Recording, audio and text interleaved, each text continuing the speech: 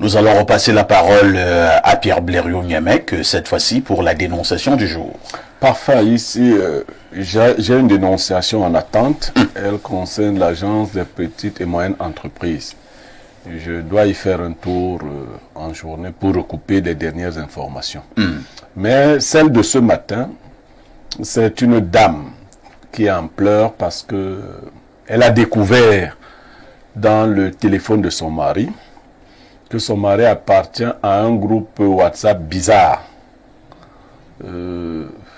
Et là-dedans, il se partage des images obscènes. C'est un groupe entre collègues, entre anciens amis, un fourre-tout. Tu sais, Blériot, la grand-mère qui est au village, il ne comprend pas. Image obscène, c'est quoi? C'est-à-dire son mari est dans un groupe WhatsApp, que la grand-mère comprenne d'abord que dans les téléphones, il y a WhatsApp et il y a les groupes. Maintenant, dans les groupes, ils ont d'ailleurs donné un nom bizarre au groupe. Le nom, c'est Braison sans cesse. Braison sans cesse. Braison sans cesse. Donc, je connais le groupe là. Alors, son mari est membre de ce groupe. De Braison sans cesse. Et là-bas, les images sont terribles. Des images pornographiques. Son mari, qui est responsable, qui a une personnalité pour laquelle sa femme elle-même a de l'admiration. Mais elle a découvert que son mari... Et que lui aussi, il envoie des images. Parce qu'il y a des images venant de lui. Il envoie. La cotisation, tout ce que voilà, les gens se cotisent là-bas. Mais les gens ne se cotisent pas seulement les images, paraît-il. Ah, un peu plus loin que ça. Ils se cotisent aussi des rencontres physiques, ainsi de suite. Donc, elle est dépassée.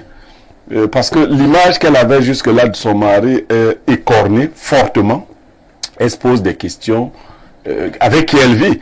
Parce qu'elle n'a pas pu lire toutes les conversations, mais elle a quand même lu des conversations dans lesquelles des jeunes filles appartenant à ce groupe promettaient de faire des choses extraordinaires à son mari.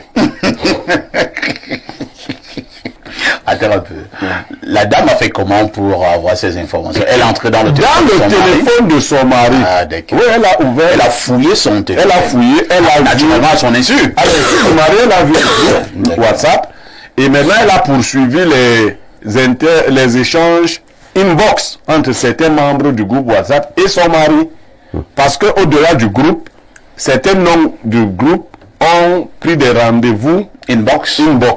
Elle a parcouru quelques conversations, notamment celle de deux jeunes filles qui semblaient se connaître et qui promettaient ensemble à son mari quelque chose de très, très grave. Avant la fin d'année. Oui. Donc c'est imminent. C'est imminent.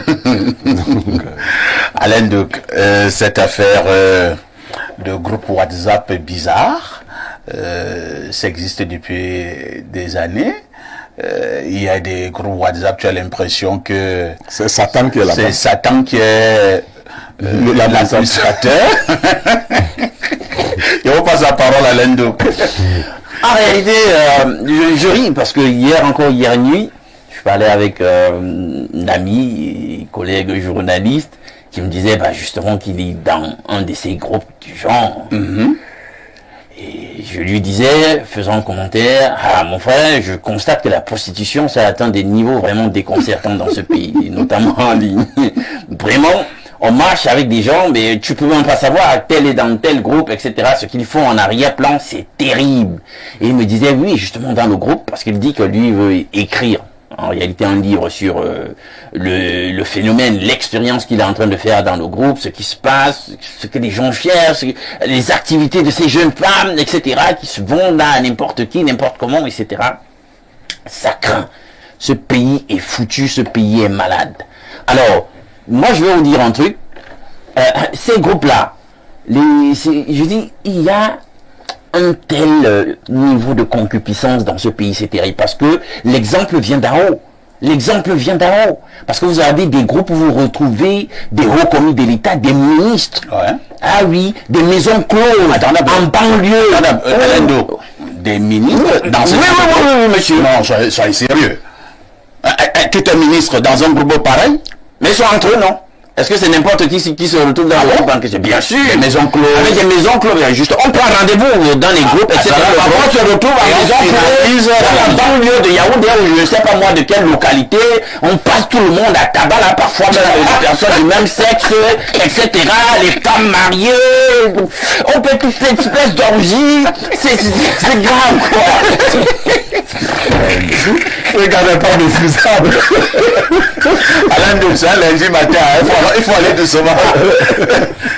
Donc, moi, j'ai l'impression que nous sommes dans une république portée par la concupiscence, le sexe. Bon, vous comprenez, hein, puisque moi, je parle de ça, me dire, tu ne peux parler de ça. Justement, c'est la religion phallique qui dirige, qui pilote le pays.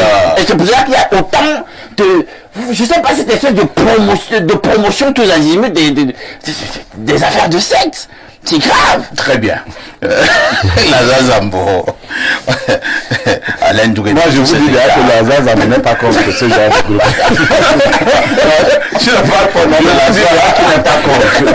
De toute façon, si les membres de certains groupes peuvent dire Lazare Zambo, en tout cas. Quel est ton commentaire? Quel est le regard que vous posez sur cette affaire de groupe bizarre, de groupe hyper pornographique? Vous avez un groupe, vous balancez des vidéos compliquées et par moment vous ne vous limitez donc plus aux vidéos, vous poursuivez vos activités hors du groupe WhatsApp. Est-ce que ça a de l'incidence? Est-ce qu'il y a à un moment donné des conséquences? Ou alors c'est tout simplement ce que Alain Douque dénonce, la promotion du sexe qui a pris des dimensions incontrôlables, incontrôlées au Cameroun? Alors parfois ici je vais dire vous êtes journaliste comme moi, ou je vais dire que je suis journaliste comme vous. Il m'est arrivé de recevoir du monde, n'est-ce pas, en plateau depuis plusieurs années déjà. Rarement j'ai reçu vraiment un Camerounais lorsqu'on commence à parler de ces choses qui avoue, n'est-ce pas, être pratiquant. Donc, d'abord, quand on est en plateau de télévision comme c'est le cas, je doute fort qu'on ait des panélistes qui vont nous dire qu'eux-mêmes, ils font partie de ces groupes. Et ils sont accros, n'est-ce pas, à ces choses. Mais si vous menez, c'est qu'une petite enquête journalistique, vous verrez bien que tous les Camerounais sont dans ces groupes-là. Ah bon? Tous les Camerounais. Tu as bien vu venir. Certains ne sont pas dans ces groupes parce que on n'a même pas encore eu l'occasion de les proposer, n'est-ce pas, de rentrer dans ces groupes. Mais souvent, ils écrivent aux autres en disant, est-ce que vous connaissez un groupe où il y a ces choses-là? Oh, alors, quelqu'un a des gars, pas de nouvelles vidéos là. Voilà. Un ami, il me dit, gars, tu n'as pas de nouveaux là. Des nouveaux là. Il a des belles vidéos. Tout à fait. Non, il n'est pas répondu. Donc, je vais vous dire que j'étais dans un taxi récemment et une femme qui avait un postérieur immense allait devant nous alors qu'il y avait embouteillage du côté de Bité. Alors comme il y avait un arrêt moto-taxi à cet endroit, tous les moto-taximans se sont retournés et disaient seulement des choses que nous on n'entendait pas étant dans le taxi. Et la dame qui était dans le taxi avec moi dit, ouais, vous les hommes, je ne comprends pas pourquoi vous êtes souvent tant excités lorsque vous apercevez le postérieur d'une femme. Alors j'ai dit à cette dame, mais non, nous sommes comme ça, ne nous reprochez pas cela, tous les Camerounais sont comme ça. Donc je dois quand même dire que ce sont des images, ne renvoyez pas ça à moi. Non, ne renvoyez pas ça à moi, mais ce sont des images qui nous font plaisir, parfois ici. Ah bon? Vous voyez, parfois ici, vous avez déjà vu une vidéo. Administrateur dans un des Non, pas encore. Mais je vais vous dire quand même. Peut-être vous avez vu une vidéo qui a circulé sur les réseaux sociaux où vous avez des gens en réunion et une dame est sur son téléphone. Quand vous zoomez l'image, vous constatez qu'elle était en train de regarder. En pleine réunion, elle était sur des images pornographiques. Une femme. les Camerounais adorent les images pornographiques. Acquier. Il faut le dire à haute voix. Et je vous dis, quel que soit l'âge, quel que soit le rang social, ils sont tous dedans. Il faut écouter leur causerie. Ce n'est pas parce que nous sommes en télévision là actuellement. Quand on sort prendre de la bière, quand quelqu'un tombe sur... il appelle les autres et dit... Et il y a du nouveau. Oui, regarde-moi cette bagarre. Regarde cette bagarre et puis... et tu attends seulement, envoie-moi ça. Envoie-moi ça. Mais quel que soit le rang social, oui, ça il faut le dire. Donc, maintenant, ce qui concerne le groupe, vous savez ce qui se passe dans le groupe WhatsApp, parfait. Même si ce n'est pas un groupe pornographique. Dès que ce groupe est constitué d'hommes et de femmes, de temps en temps, on va inbox. Oui. Mais maintenant, il y a des choses, vous êtes dans un groupe où il y a des choses excitantes.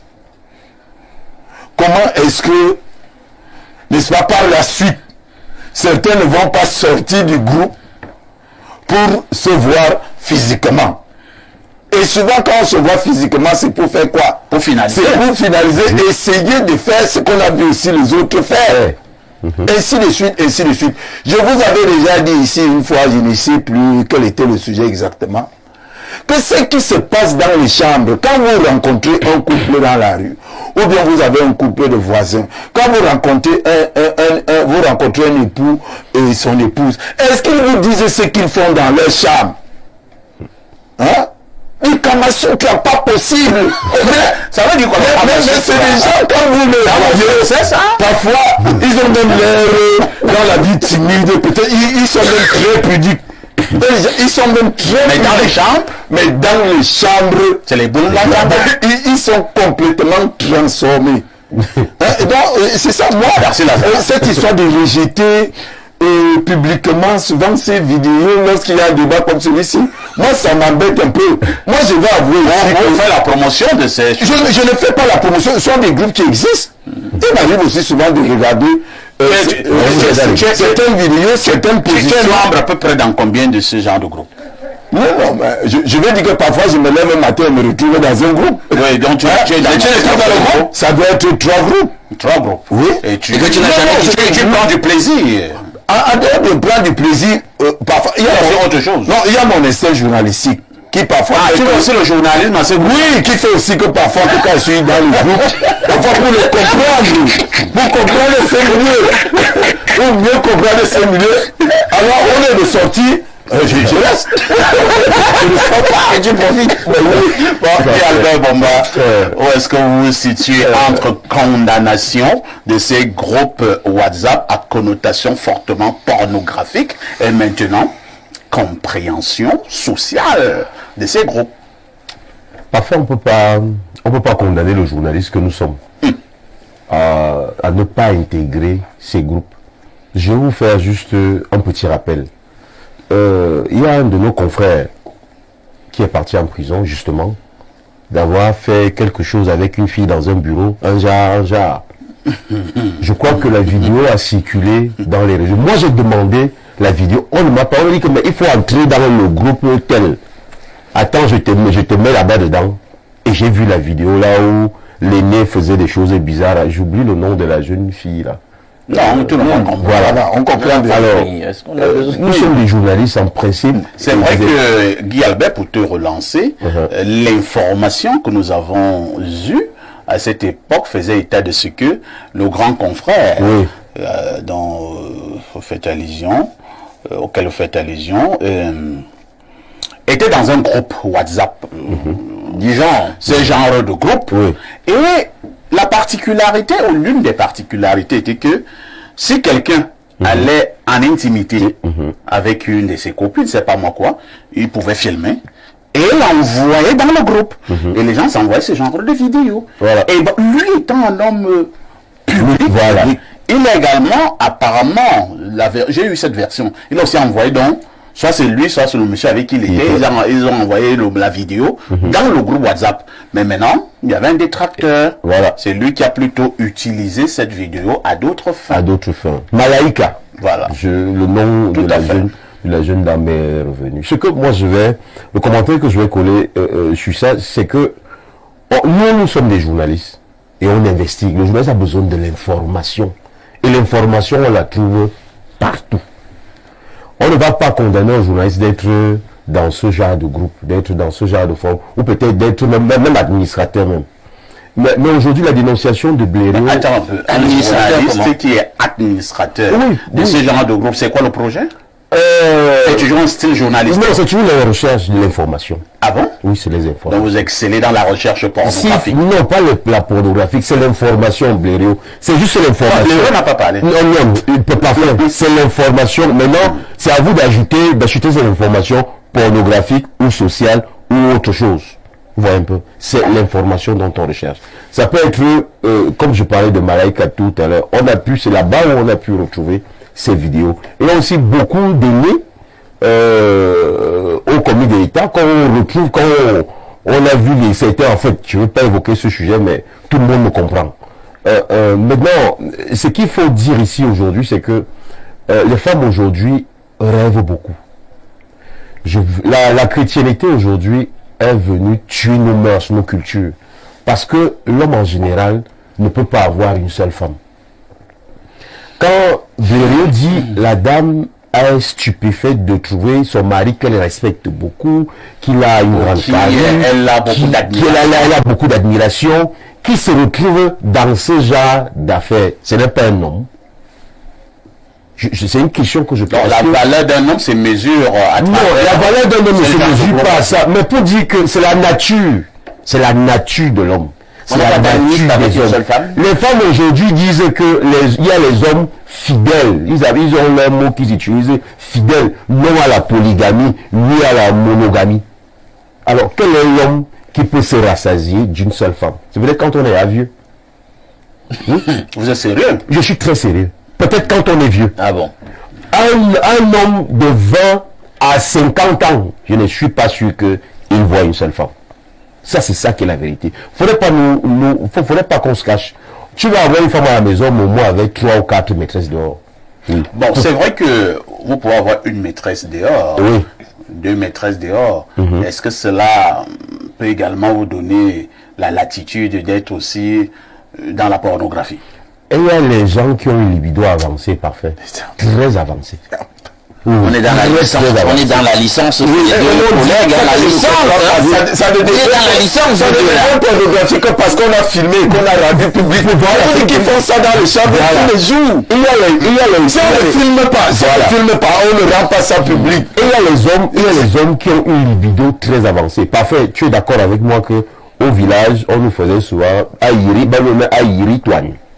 Nous qui sommes des Bantous, des villageois.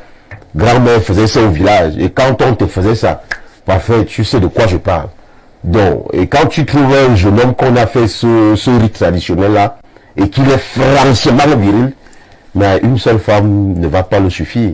Il va chercher. Très bien. Pierre Blériot, Ignamek, vous-même qui êtes le dénonciateur, que devons-nous comprendre à travers ces groupes WhatsApp? C'est vrai qu'il faut le relever, hein. Ces groupes WhatsApp ont pris du volume, c'est même une montée en puissance, et par moments, comme certains l'ont dit sur ce plateau, Pierre Blériot, il y a des personnes et même des personnalités des plus insoupçonnées qui s'y retrouvent. Bon, il y a déjà une nouvelle pratique qui consiste à défendre son point de vue plutôt que la morale. Quand on fait une dénonciation, nous sommes des pécheurs, mais nous défendons la morale parce que ceux qui nous écoutent doivent retenir non pas nos faiblesses à nous, mais la morale. Tout à fait. La pornographie est dangereuse pour la morale et même pour la sexualité, contrairement à ce que vous croyez. Ceux qui s'habituent aux images pornographiques évoluent progressivement vers des pratiques de masturbation et autres et vont avoir à coup sûr une sexualité débridée. Parce que ce qu'il faut dire, c'est que beaucoup ne comprennent même pas les films pornographiques, c'est des montages.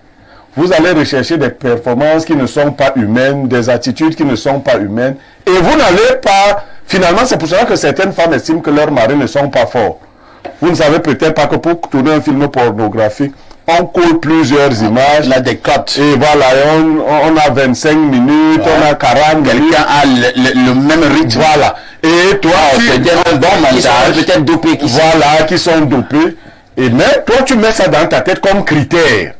Il y a des gens dont les sexes ont été travaillés depuis l'enfance, on leur a donné des produits, et vous voulez que vos maris aient forcément ce genre d'instruments de travail, et finalement vous commencez à les chercher, vous devenez donc folle pour les femmes, et débridé pour les deux sexes.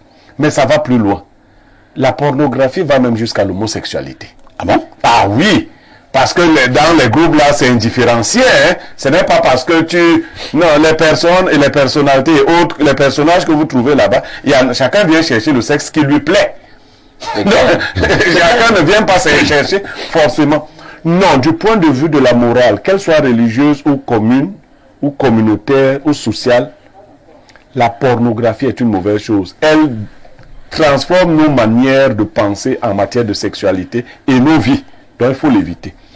Maintenant, appartenir à des groupes, parce que les journalistes qui sont sur le plateau ont cru devoir utiliser cette excuse. Ils sont journalistes, ils ont donc besoin de l'information. Au sortir d'ici, je vais vous suggérer aussi des groupes de sorcellerie. Quand vous êtes journaliste, vous aurez besoin d'informations. Des recherches. Je vais vous suggérer des sectes méphistoliques. Et quand vous êtes journaliste, intégrez-les. Vous allez intégrer parce que vous parlez souvent de ce que vous ne connaissez pas.